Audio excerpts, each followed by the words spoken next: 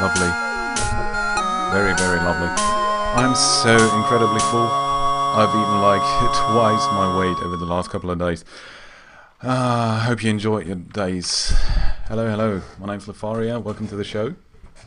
We'll just have some chilled hangout tonight and have like a nice cup of tea and a delicious piece of shortbread that my lovely sister-in-law gave me.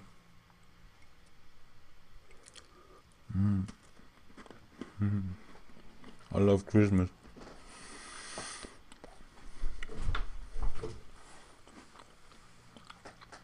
Well, Merry Christmas. And for those of you who are not Christian and believe that Christmas is indeed a Christian holiday, which I don't believe is true anymore, happy non-denominational generic winter season holiday, or just simply happy Wednesday, what you prefer. Now, what are we going to do today? Today's Boxing Day. Boxing Day in my family is normally a very quiet and calm day where you sit at home, don't go out, don't visit anybody, and just eat leftovers and chill and play with your new toys. And that's what I'm going to do today, because I got a couple of games for Christmas. One of them is Magic the Gathering 2013, Duels of the Planeswalkers, that is. I've never really played Magic the Gathering. I've always admired the card art. I think it is very, very beautiful. But I've never played it, and I've always found that it was kind of bulky and very, very hard to get into it. But I've watched a few videos and read tutorials over the last weeks, and I got more and more interested in it, and many people said Duels of the Planeswalkers is a very good way to get into Magic the Gathering, because it doesn't allow you to build your own decks. It gives you pre-built decks that you can customize to a certain extent, but you don't have to go through all this process of picking cards that you want to have in your deck. And so that's what we're going to do today. I've gone into the game yesterday. I've looked into it shortly on my laptop. And I thought, for those of you who don't know Magic the Gathering, there's 5 colors in Magic. It's red, green, blue, black and white. And I thought there are 10 decks in Duels of the Planeswalkers, and I thought you had like 1 per color at least. There are mixed decks with mixed colors, but I thought you had 1 per color, and I thought I could play like 1 game with each color just to get into it. But that is not true. You have 2 decks right from the start, a red and a green one, and the other ones have to be unlocked through playing. So that's kind of limited, but I think that will not be a problem whatsoever, because we will just play a few games with a red and a green deck. I mean, I have a piece of shortbread.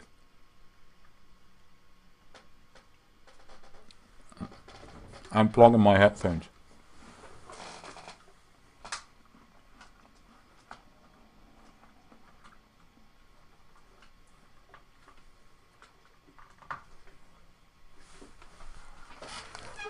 So, I'm ready to go.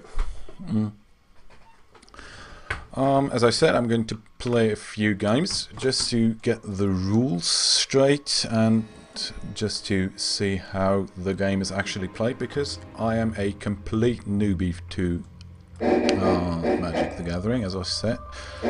I will not play against human opponents just yet, because in custom games against the AI you can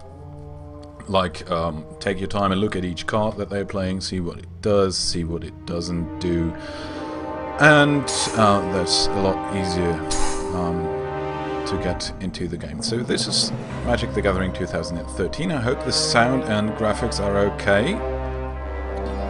If not so, then let me know. and I'm going to play the red deck first against the the green deck. Good. How can I start the game? Start game. There it is. I'm kind of blind.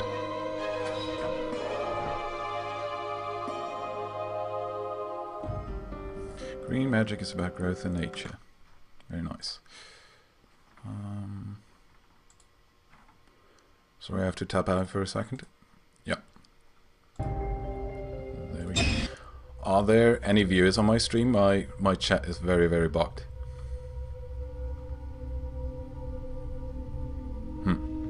Don't know. So, you draw a hand of 7 cards.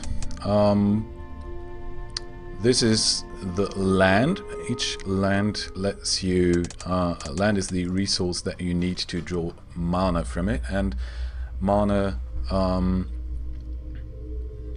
is, again, the resource to cast spells. Spells are divided into several pieces. We will show that later.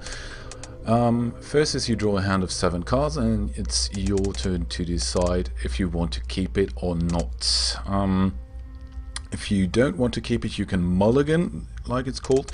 You get 7 new cards, and after that you can mulligan again, but you lose a card every time you mulligan. Now let's see what we got here. Firewing Phoenix, that is a 2 mana card, that is a 4 mana card, 4, 5 and 2. It's a little too few land in here, so I'm going to draw a new hand. 2 land is a little, not that much. Yeah, 3 land is a lot better. Yeah, so we got some creatures in here and some instants and a sorcery. Great. We're going to keep that hand. And okay, our opponent is first to strike. You just put down a land. So I'm drawing a card. What was that? Torch Fiend? Can I zoom in on this card? Yep, I can. While zoomed in, you can click more info to see more information about this card. Thanks, don't show again. One of your cards has an ability that can be activated. Select the card and use the mouse wheel to zoom in. Click the ability you wish to activate. Don't show again. Okay, I can sacrifice the Torch Fiend and destroy the target artifact.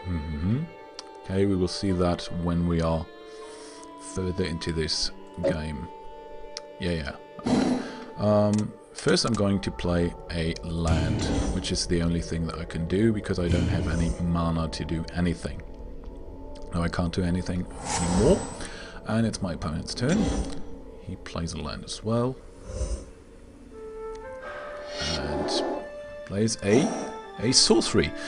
That does search your library for a forest card, then put that card onto the battlefield, then shuffle your library. Okay, so what he did was, this card has a mana cost of 2. You can see that here you need 1 green mana and 1 mana of your choice whatsoever. He tapped the land cards. If you zoom out, he put them like that to the side. That's called tapping. And now he has drawn another card. Good. I've drawn a card which is Chandra's Fury, which is an instant. I will tell you what an instant is later. For now I'm going to play another land, and now I can summon something. Now I can summon this Torch Fiend that I just drew, or I can... That's a sorcery. What does that do? Deals 4 damage to target creature. Okay, so I cannot deal any damage to the player himself, just to his summoned creature. Okay. Yeah. Okay, Chandra's Fury is a... Yes, I know. Is a 5 mana cost card, so that is too costly. I could cast this one, or I can cast the Torch Fiend. I will cast the creature. Good. Now this creature is summoned, my mana is tapped, and I can't do anything because... Stop timer. Yeah, summoning sickness. That's what I was about to explain. Creatures that I summon have this summoning sickness. That means that they cannot act in the round that they are summoned. This can be circumvent when your creature has something called haste, I think. But it doesn't, so it has summoning sickness and it can't act in this turn. Good. It's my opponent's turn. Puts down another land. And he brings in an artifact. I don't remember exactly what an artifact does. Green spells you cast cost 1 less to cast. So that seems quite powerful to me. Good.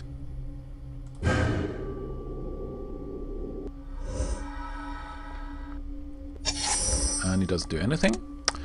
Ruby Medallion. Red spells you cast cost 1 less to cast. So that's like the mirrored thing to that. Good. Put down another land before we do anything else. You can cast 1 land per turn, by the way, in case you were wondering. I think I'm going to cast this one. Am I or am I not? I think I am. There's no reason not to. Good. Now I can attack. Attack with my creature. And there are no creatures of on his side, so I'm going to attack the player himself. And he has a chance to respond. He doesn't do anything, so he takes 2 damage. Right? Yeah. Yes. One thing to note about this is that these cards have stats down here. This one is 2-1. This is the strength of the creature, and this is the, I think it's called toughness. It's like health or HP. This is the damage that it deals per turn, and this is the damage that it can receive. After a turn, the HP is restored to full if it's not killed. Continue. I could... Nope, I can't do anything. Still another land. What is that? That looks heavy. Oh god. That's a beast. 8-8. Terror Stomper can't be countered. Sometimes violent earthquakes, hurtling boulders, and yeah, okay, that's just some piece of lore. Wow, that is some heavy card. What does can't be countered mean? If a creature with trample would deal enough combat damage to its blockers to destroy them, it deals the rest of its damage to the defending player. Holy shit. This card can be affected by anything that affects creatures or any of its creature types. It's also permanent ones, blah blah blah blah blah blah. Okay, Terror Stomper can't be countered. Don't know what that means. I think we'll find out. Okay, let's continue. Can I summon anything right now? Oh, my creature is tapped now, so it's not available for blocking. What do I have here? 4 damage to target player and 1 damage to each creature that player controls. And this is 4 damage to target creature. This is a sorcery that can only be cast in my turn. This is an instant that can be casted whenever I so desire. But it costs 5 mana and I have not that much untapped land available.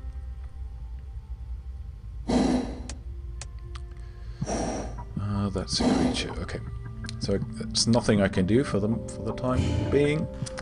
We'll just see what happens. If a creature with throw, yeah.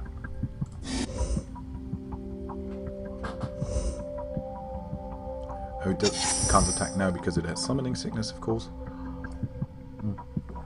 Now I'm kind of mana screwed, I think it's called, because I don't have that much mana available. Well, I got 3 land in here, so that's kind of okay. Can I... What does this gets +1/+0 until end of turn? No, that's kind of a mediocre creature. Firewing Phoenix. Can I kill this guy? Sorcery costs 1 mana, deals 4 damage to target creature. This one does 2, so I got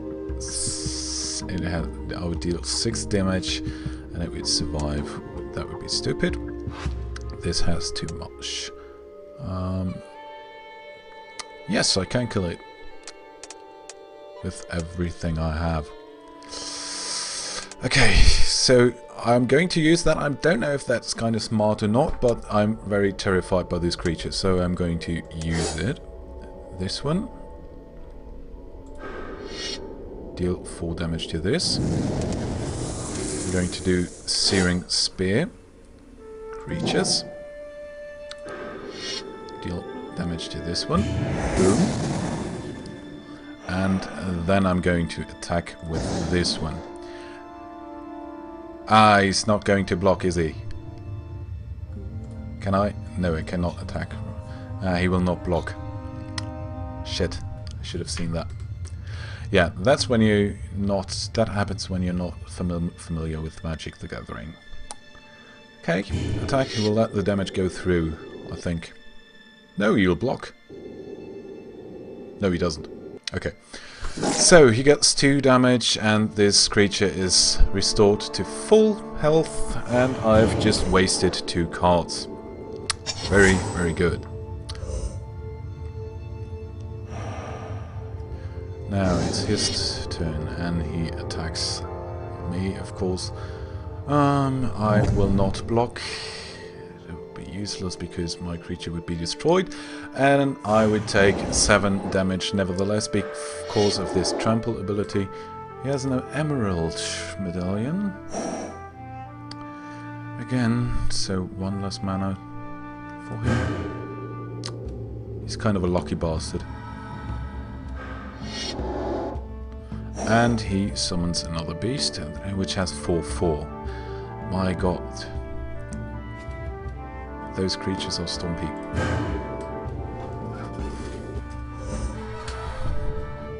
It's my turn. I've got another fiery hellhound.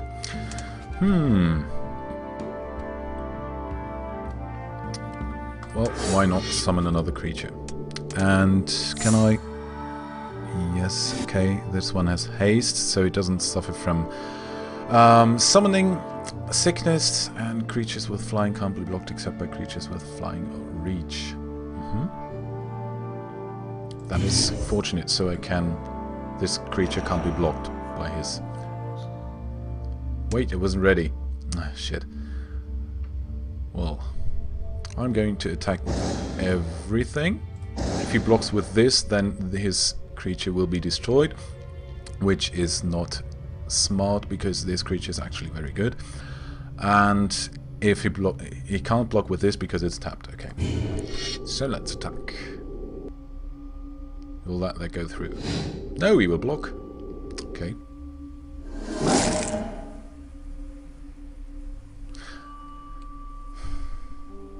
Okay, so he killed... Yeah, okay, so he killed that creature, and this goes through. Good. I'm learning. I am learning. His turn.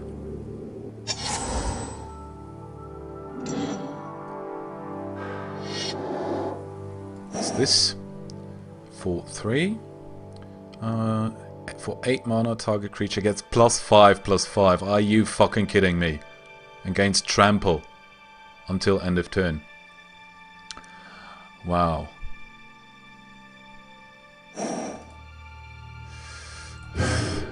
Okay.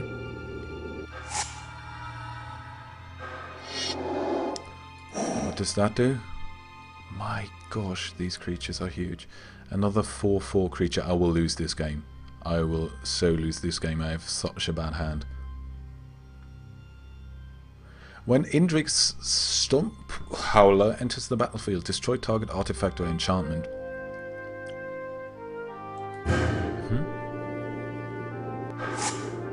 And he destroys my my ruby, or what that was. Ruby medallion, yep. Stop. No, stop, time it. Ah, fuck's sake. Yeah. Can you?